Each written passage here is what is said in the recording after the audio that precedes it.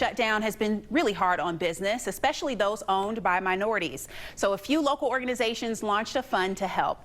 Eric Kearney, head of the African American Chamber of Commerce, is one of the people behind that effort, and he joins us this morning live via Skype. Eric, it's so good to have you with us.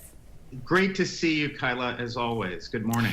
Good morning. Well, the African American Chamber recently surveyed its members about those PPP loans. What were the results from that survey?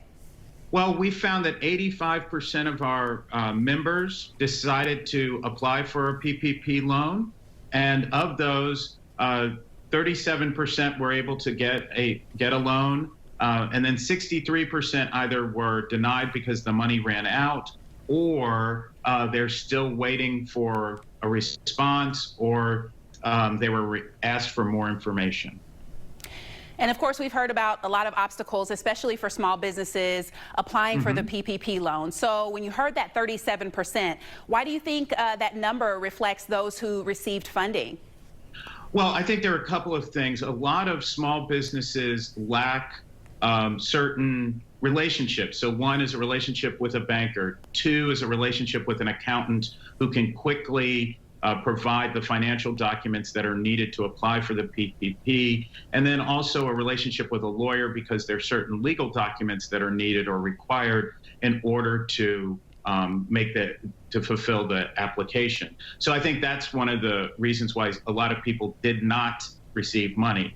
In terms of those who did receive money, based upon their responses, they were able to act quickly. They had all of their financial records prepared and able to send them out. And then they had a relationship with a banker. Typically, those who received money, at least in our subset, were larger companies, were larger members. And it seems like this whole process has really put a light on some of the obstacles that small businesses, especially small minority businesses, face on an ongoing basis. So we have the African American Chamber partnering with Mortar and several other organizations to raise and disperse funds to small minority businesses. So tell us about the fund and why it's so important.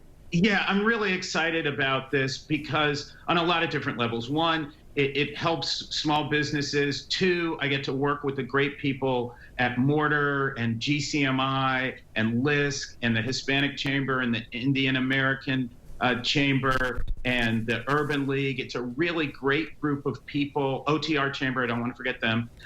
They're great people, and I think that speaks well about Cincinnatians coming together and working together, and that happens in the small business, minority business ecosystem, as well as in other arenas.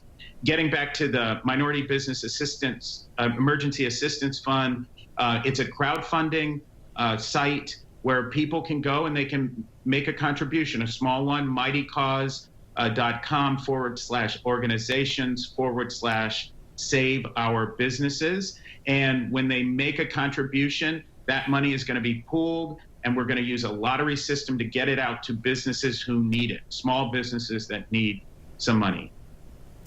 Eric, thank you so much for continuing to be a champion for those minority businesses. Thank you for your leadership, and we'll continue to share that information as well. Okay, thank you, Kyla. Thank you. Well,